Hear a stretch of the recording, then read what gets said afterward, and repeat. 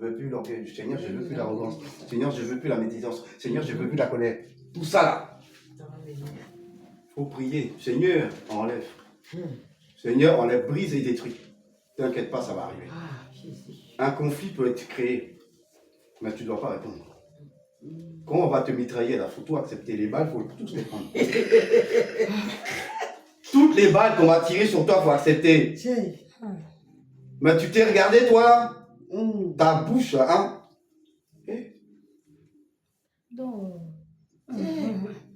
Silence. Rappelle-toi de Jésus. Lorsque Jésus était, pas que devant Ponce Pilate, quand on lui a dit, allez le frapper, ils l'ont déshabillé, ils lui ont mis la robe, le manteau. Ils ont fait une belle couronne d'épines sur sa tête. Et ils se sont mis à genoux, oh Seigneur, oh Seigneur. Après, ils l'ont giflé. Après, il dit, ah, Christ prophétise, qui t'a giflé? Il a dit quoi? Ils l'ont craché dessus, ils l'ont giflé. Ils se sont moqués de lui. Il a dit quoi? Rien. Quand tu arriveras à ce stade de rien, là, tu seras parfait. Tu seras parfait. Tu seras parfait. Parce que c'était le verset, c'est lequel? C'était le verset 13 qui dit ça. Oui. Le verset 13 dit de Éphésiens 4, jusqu'à ce que nous soyons parvenus à l'unité de la foi et à la connaissance du Fils de Dieu et à l'état d'homme fait, à la mesure de la stature parfaite de Christ. On va t'écraser, on va t'insulter, on va t'injurier, on va tout te faire, mais il faut accepter. Amen. Je peux dire un passage qui... Oui, vas-y. C'est dans 2 Samuel 16, verset 5. À partir du verset 5, je vous lire. Après, ça résume ce que le pasteur a dit. C'est quand David a été chassé par Absalom. Amen. David était arrivé jusqu'à Baruchim, et voici, il sortit de là un homme de la famille de la maison de Saul, nommé Shimei, fils de Guéra. Il s'avança en prononçant des malédictions, et il jeta des pierres à David et à tous les serviteurs du roi David, tandis que tous les peuples et tous les hommes vaillants étaient à la droite et à la gauche du roi. Shimei parlait ainsi en le maudissant. Va-t'en, homme de sang, méchant homme. L'Éternel fait retomber sur toi tout le sang de la maison de Saul, dont tu occupais le trône. Et l'Éternel a livré le royaume entre les mains d'Absalom, ton fils. Et te voilà malheureux comme tu le mérites, car tu es un homme de sang. Alors Abishai, fils de Tsédoura, dit au roi, pourquoi ce chien mort maudit-il le roi mon seigneur? Laisse-moi, je te prie, allez lui couper la tête. Mais le roi dit, qu'ai-je à faire avec vous, fils de Tsédoura? S'il maudit, c'est que l'Éternel lui a dit, maudit David. Qui donc lui dira, pourquoi agis-tu ainsi? Et David dit à Abishai et à tous ses serviteurs, voici mon fils qui est sorti de mes entrailles et envers ma vie. À plus de forte raison ce Benjamite. Laissez-le et qu'il me maudisse, car l'Éternel lui a demandé, lui a dit. Amen. Amen. Pour te dire que le Seigneur veut qu'on ait le caractère de Jésus-Christ. Quel est le caractère du Seigneur? L'humilité. Il est humble, jamais se met en avant. Et il s'occupe des autres. Donc tant que tu n'es pas humble, tu n'es pas encore qualifié. Parce que, attention, on va parler de qualification. C'est comme dans le sport, on va te chronométrer et les plus rapides, c'est eux qui vont te qualifier. Les plus lents, on va les laisser derrière. Le Seigneur, lui, c'est différent. Ses qualifications sont différentes. Il veut voir l'humilité. Après, il veut voir l'amour. Ensuite, il veut voir quoi? La soumission et l'obéissance. Quand les trois, là, ils voient ça, là, il dit, là, il peut se glorifier. Et il va faire comme pour Job. Il va dire au diable, est-ce que tu as vu mon serviteur? Dieu va citer ton nom. Quand Dieu cite ton nom, là, c'est la gloire. Ah, gloire à Dieu. Est-ce que tu as vu mon serviteur Job? Lui qui craint l'Éternel? La crainte de l'Éternel est en toi. L'humilité, la crainte de l'Éternel, l'amour et l'obéissance. Amen. Quand les quatre sont là, c'est la gloire. Amen. Il n'y a pas quelque chose que tu vas dire que Dieu va écouter. Le Seigneur sera attentif à tout ce que tu vas dire. Même quand tu pries dans ton cœur, il écoute. Parce qu'attention, Dieu entend tout.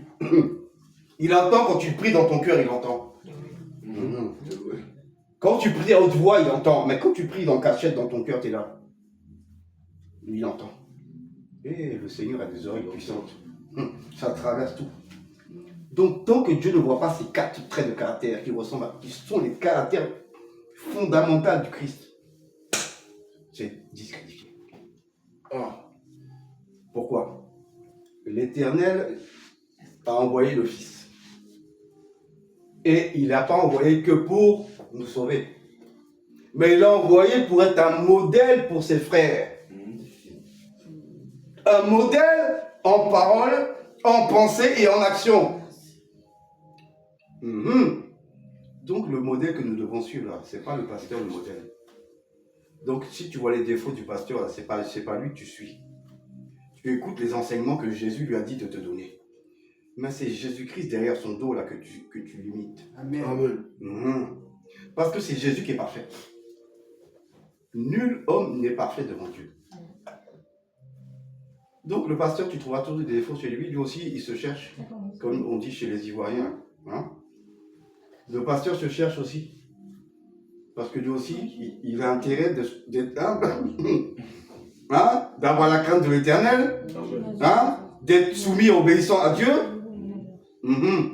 Il a intérêt, sinon, lui aussi va rater le ciel. Donc, la parole de Dieu est valable pour tout le monde. Même Dieu lui-même respecte sa parole. La Bible dit que Dieu veille sur sa parole. Pourquoi? Parce que lui-même, il se respecte. Quelqu'un qui ne se respecte pas, il peut te dire, aujourd'hui, demain, dit B. Mais Dieu, là, quand il a dit A, là, ça ne bougera pas.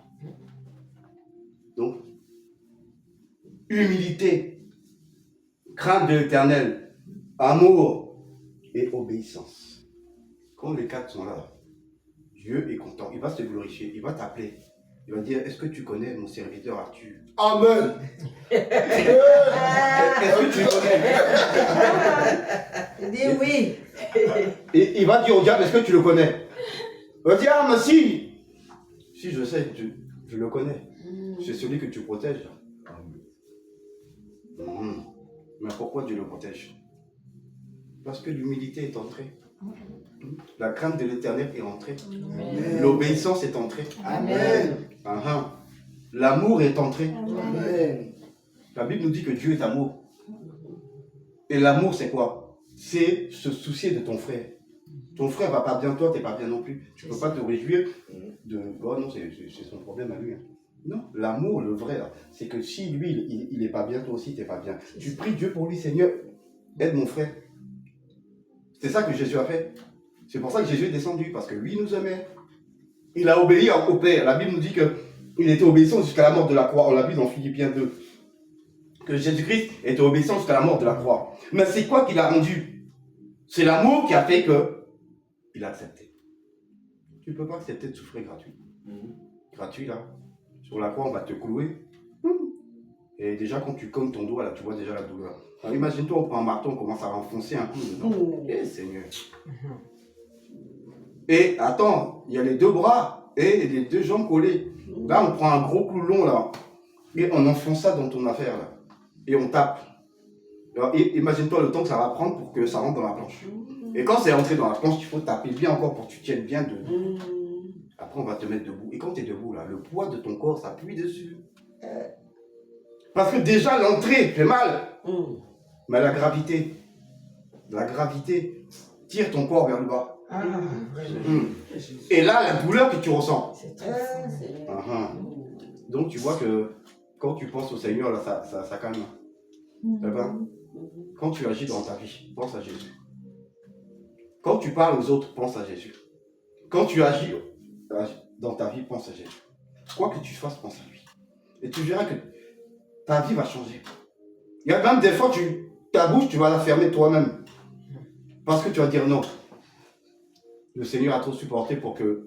Non, Seigneur, brise cet orgueil. Brise, Seigneur. Amen. Tu vas prier, Dieu va t'aider. Mais acceptons le présent et demandons-le Jésus ne va pas venir s'imposer.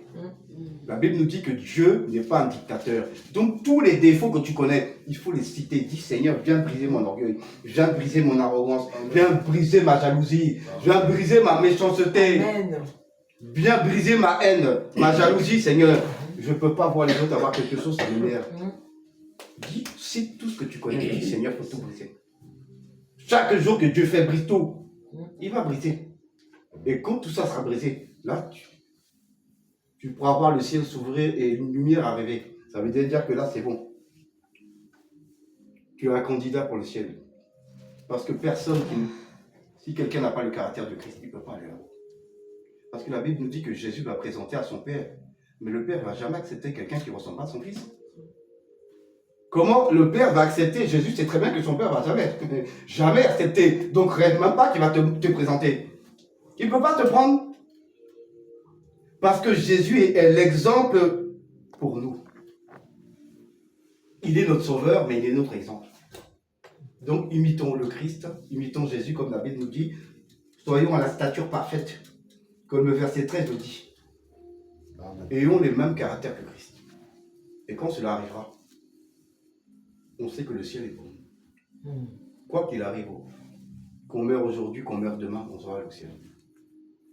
Mais seulement, la garantie, c'est d'avoir le caractère de Jésus. Amen. Et de marcher comme lui, il a marché, dans l'amour, dans la soumission, dans l'obéissance et dans la paix. L'amour, c'est la paix. Il n'y a pas de division dans l'amour. La crainte de l'éternel, c'est ça baisser devant Dieu. Il n'y a pas d'orgueilleux, tu te lèves devant Dieu. Non, ça baisse. La Bible dit que l'humilité précède la gloire et l'orgueil précède la chute. Dieu n'aime pas les orgueilleux.